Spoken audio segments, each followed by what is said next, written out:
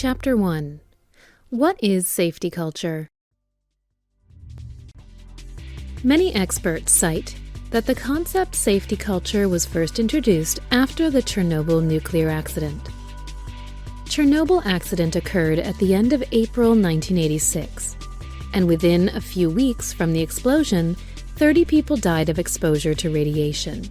And even after, more than 6,500 people got cancer, which makes this incident the worst nuclear accident in the human history. According to the International Nuclear Safety Group investigation report, the root cause of Chernobyl accident, other than direct causes, was that the design, production, construction, operation, and all other processes of the nuclear power plant were missing safety culture. Coincidentally, in January of the same year in the United States, the Space Shuttle Challenger, just 73 seconds after its launch, exploded in the air. Many people were watching the TV on site, and this accident killed all 7 crew members, bringing enormous shock to Americans. At the time, President Reagan and the U.S. House of Representatives each ordered an independent accident investigation, and according to the investigation result, the direct cause of the explosion was that the rubber packing called O-ring was frozen in the cold weather and failed to function. But what was even more surprising was that although engineers of the supplier company that produced the O-ring reported that there was a problem with the O-ring to the superiors, it was not reported to the final decision makers of the launch. In addition, various organizational problems were pointed out, and one example was that when making a contract with the supplier company, compared to safety and quality first, satisfying cost and schedule were given higher incentives. These 2 accidents occurred in different places and were caused by different factors, but commonly the organizational culture that overlooked safety was the fundamental cause of those accidents. Since then, safety sector has been emphasizing the importance of organizational culture that affects workers' behavior, which is the beginning of interest in safety culture. Then, what is safety culture? To put it simply, safety culture can be defined as safety-related organizational culture. It is like defining psychology as a study of psychology. Nevertheless, the reason for giving this definition of psychology is to emphasize that in order to understand what safety culture is, we need to first look at what organizational culture is. So let's first look at the simple and intuitive definition of the organizational culture. Organizational culture is the way we work in the organization we are in.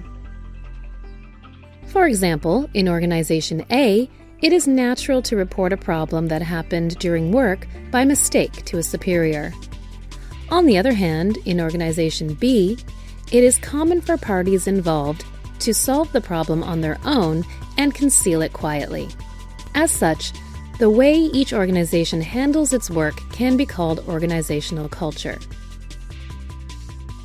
This time, let's take a look at the definition of organizational culture defined by a famous psychologist named Schein. Schein defined organizational culture as a basic assumption shared by members of the organization. In other words, Schein regarded organizational culture not as the individual thoughts, but what the members of the organization believe is natural altogether. So let's take a closer look at the basic assumption through the situation mentioned earlier. First of all, in Organization A, employees reported their mistakes to the company in the past, and thanks to that, important flaws of the company system were found, and these experiences of turning evils into blessings accumulated, making members think that, even though we make a mistake, if we report it, there will be no big problem. We can learn from mistakes. And that thought became a basic assumption. On the other hand, in Organization B, an employee was greatly reprimanded for reporting a mistake and was eventually kicked out of the organization. Also, although not reprimanded, there were cases where most of problems were treated only as personal mistakes, and the company did not try to find the root cause. As a result, members of Organization B became to think that it is best to handle mistakes quietly, and that thought became a basic assumption. The basic assumption that members have is the organizational culture that determines the way organizations work. Schein often compared this characteristic of organizational culture to an iceberg. If you look closely at the picture, on the very bottom, there are basic assumptions located, and on the second and third layer, there are values and artifacts located. Here, the basic assumptions at the bottom are not easily recognized and observed, even by the members in the organization. But it has a great influence on the organization as a whole, and the values of the second layer is based on the basic assumption, and at the same time affects the organization's system, words, and behaviors of its members. Finally, the top layer, fully exposed out of the water, represents an observable organizational culture, which includes a variety of factors, including organizational structure, institutions and regulations, physical characteristics, symbols, rituals, and observances, terms used by members, and behavioral patterns. The various characteristics of organizations are not just born, but can be seen as the reflection of the organization's basic assumption and value, and thus can be said as an aspect of the organizational culture. As such, among various organizational cultures, safety culture is an organizational culture related to safety. Then why do we find it difficult to establish a safety culture even though we are well aware of the importance of safety? In order to find the answer to this question, we first need to know about the competing value theory of the organizational culture. According to the competing value theory, there are various values that should be considered important to an organization. That is, things that are regarded important. For example, let's think of a transport company that values customer satisfaction very much. In this organization, on-time departure and on-time arrival are very important for customer satisfaction.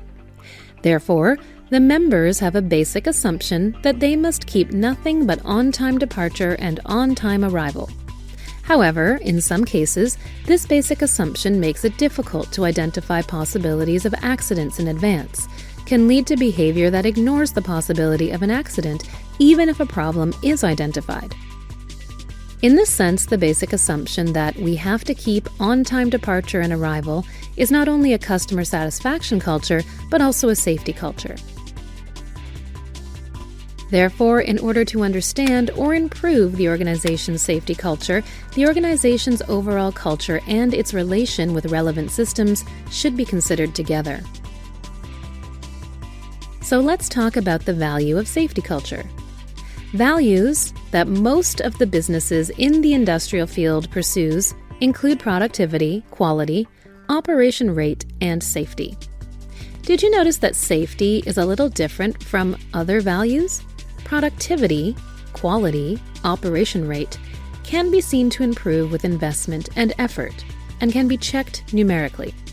However, safety is not. You cannot see it getting better even if you try hard and do well.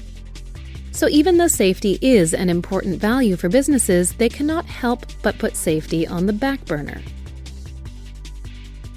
About the reason why it is difficult to implement safety culture, psychologist Scott Geller said it is because safety is a continuous fight with human nature. The reason is that while human nature pursues convenience and comfort, safety is far from comfort and convenience because it requires wearing workwear and other protective equipment. In the fight against human nature, individuals cannot always win. If we lose even once out of 10 times in the industrial field, the possibility of accident will inevitably increase. So Scott Geller argued that we need a cultural approach. So far, I have introduced safety culture and important concepts related to it. Next, let's talk about how safety culture can prevent accidents and disasters. Chapter 2. How can safety culture prevent accidents? Earlier, we introduced the examples of Chernobyl nuclear accident and the explosion of Challenger to explain the importance of safety culture. However, although these cases are effective in showing the importance of safety culture to accidents and disasters, at the same time, with only few cases, it may be a little insufficient to argue that the absence of safety culture acts as the cause of accidents. However, looking at various research data on the relationship between safety culture and disasters, it was found that the higher workers perceives safety culture of their organization, they would behave more safely, and the more they behave safely, the less accidents and disasters occur. This result can support the claim that the safety culture affects the occurrences of accidents and disasters. Then, what are the safety behaviors that help prevent accidents? In general, when it comes to safety behavior, you may think of wearing necessary protective equipment and following designated work procedures to maintain workplace safety. However, in order to prevent accidents and disasters, we need more than just complying with regulations. Following is the examples of safety behaviors. These behaviors are not something that are required by most of the organizations, but is very important to prevent accidents and protect safety, so please take a close look at them. So far, we have looked at how safety culture affects safety behavior. But is safety culture the only factor that determines safety behavior? Of course not. Psychologists emphasize that in order to understand people's behavior, both personal and situational characteristics must be considered. Here, personal characteristics refer to age, career, personality, etc., which can affect safety behaviors. In particular, personality is the most important factor that can predict individual behavior, and there have been many studies about this in the safety sector. For example, in one study, safety culture was measured along with the diligence and safe behavior of the workers of the organization. As can be expected, the more diligent the workers are, the more they would behave safely. But what's interesting was that diligence had different effect on safety behavior depending on the degree of members of the organization sharing safety culture. Workers in organizations with a high degree of sharing safety culture had relatively less influence on safety behavior than those in organizations with a low degree of sharing safety culture. Worker A, who is the member of an organization with a high degree of sharing of safety culture, behaves less safely compared to Worker B, who is highly diligent, but it can be seen that Worker A has almost the same level of safety behavior as Worker D, who is highly diligent, but working in an organization with a low degree of sharing of safety culture. This shows that safety culture of an organization has the power to weaken the individual's own influence on safety. Therefore, from the organization's point of view, managing safety culture well is an efficient strategy to create a safe workplace. In this chapter, we looked at exactly how safety culture has the effect of preventing accidents and disasters. The most direct cause of accidents and disasters is human behavior. Voluntary safety behaviors are essential to creating a safe workplace and can lead to expectations that this will lead to positive results. Chapter 3: Preparation for the Improvement of Safety Culture. So far, we learned about what safety culture is and why safety culture is important. Then, the next is, how can we apply and improve the safety culture? As you all know, as organizations are entangled complexly, to improve safety culture, sufficient preparation work is needed. Then, let's find out 3 prerequisites for improving safety culture. First of all, the core value of the organization and the safety culture must be consistent. The safety culture is closely related to the core value of the organization. Not all values are equally important to an organization. If efficiency or productivity is considered as the core value, values such as safety become relatively less important, and it is difficult to form a desirable safety culture in such environment. On the contrary, if respect for members and workers' welfare are regarded as core values, the process of creating a positive safety culture will be much easier. So, in order to improve the safety culture, it is necessary to first check what values our organization considers important and how those values interact with safety. Second, we need open communication. The way members of the organization communicate is also closely related to safety culture. In an organization with a clear hierarchy of top-down, employees are reluctant to report safety issues to their superiors or think they only need to do what they have been ordered to do. So employees will not be able to think about safety on their own. We put much effort making safety regulations and work procedures to prevent accidents, but it is impossible to predict and prepare for all risk factors. Therefore, for safe work environment where all members freely share their opinions on safety is much more advantageous than environment where only some safety managers or responsible personnel worry about safety. As such, if all members participate in communication about safety, the perception that the organization values safety will be strengthened, which also brings positive effect on improving the safety culture. Also, active communication between departments is important. If there is an organization that does not talk about accidents that happened in one department to other departments, similar accidents may occur again in other departments. But if departments communicate about safety accidents with each other, then it would be possible to prevent other accidents in advance and to come up with countermeasures. The third is right leadership. Leadership is known to be one of the most influential factors among many factors that affect safety culture. Leaders can affect forming safety culture in various ways, but what is most important is to build a relationship where leadership and employees respect and trust each other.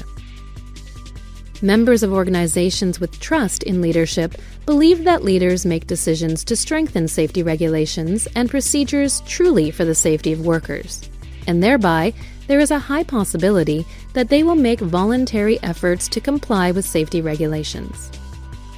Also, they would present their opinions if there is any problem with the regulations and work together to make improvement measures, thinking that their leader would listen carefully to their opinion.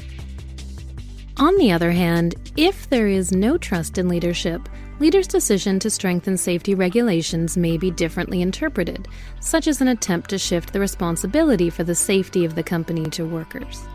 In this case, employees would think that complying with the regulations is not helpful for safety and think it is okay to ignore the regulations. Also, it is highly likely that they will not make efforts for improvement, thinking that although they talk about the problem, it will not be communicated. Trust between leaders and members operates in both directions. If the leader does not have enough trust in the members, he or she would feel that members should be monitored for unsafe behaviors and would focus on reducing unsafe behaviors mainly by pointing out and punishing people for what they've done wrong.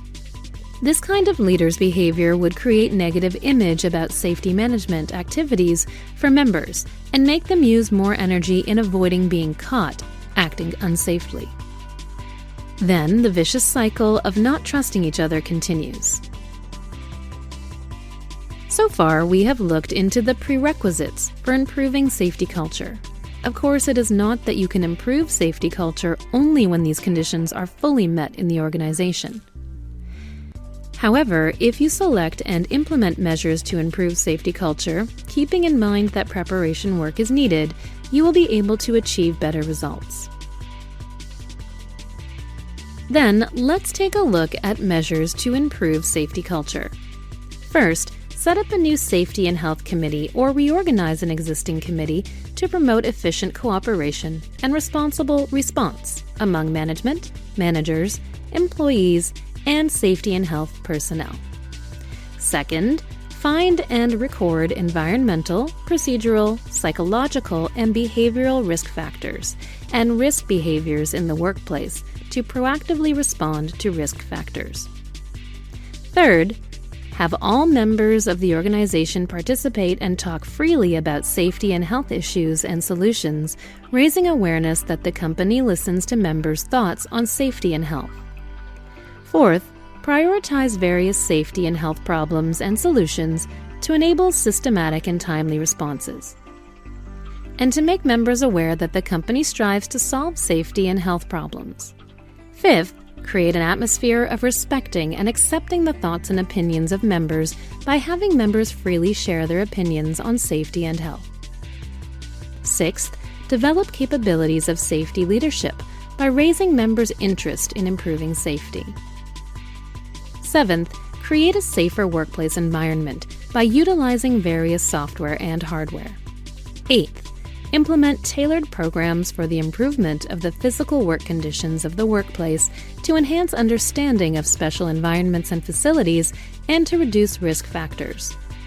Ninth, create safer workplaces through efforts to identify and reduce unsafe behaviors that can lead to dangerous situations.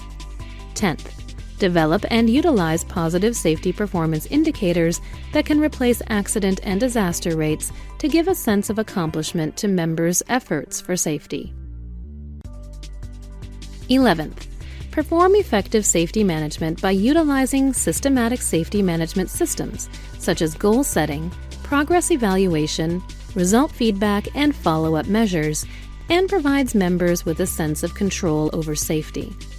12th, find effective solutions by securing working-level officials with expertise in safety issues. Finally, 13th, provide incentives for safety behaviors so that members can form a positive attitude towards safety behavior. So far, we have looked at ways to form a safety culture. Are you curious about whether the methods introduced can really help form a good safety culture? All efforts to improve safety can help create a safety culture.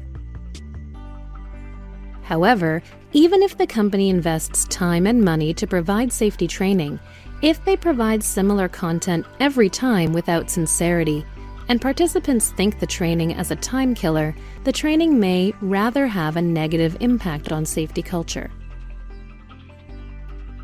In conclusion, in order to improve safety culture, companies shall not only provide members with opportunities to participate in effective and diverse safety activities, but also have members be fully aware that the organization values safety and strives for safety. So far, we have had time to look at what safety culture is, how safety culture prevents disasters, and the ways to improve safety culture. Next time, we will have time to take a more diverse look at safety culture. Thank you.